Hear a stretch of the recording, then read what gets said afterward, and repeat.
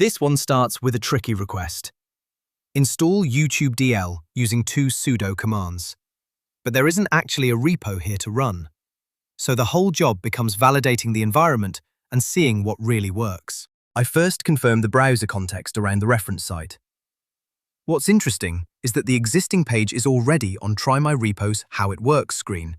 So this feels more like a runtime task than a normal code walkthrough. Then the reference URL gives a surprise. Going to youtube-dl.org redirects straight to the YT-DLP GitHub repository.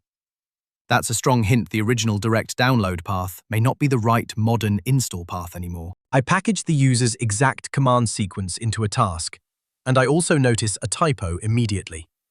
The chmod target is /usr/local/bin/YouTube, not YouTube-DL.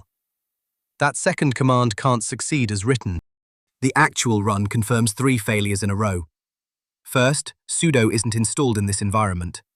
Second, the yt-dl.org download URL returns a tiny not found file. Third, that chmod path typo points at a binary that doesn't exist. So the recovery path is pragmatic. Install YouTube DL with pip instead. That works, and now we can see a real executable at user local bin YouTube DL with a concrete version, 2021.12.17. I like that the final summary is honest here. It doesn't pretend the user's exact commands succeeded.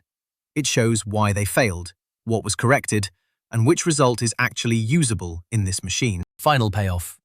YouTube DL is installed and executable, but not via the requested curl plus chmod flow. The truthful outcome is a working tool, plus clear evidence that the original commands were outdated and one of them had a typo.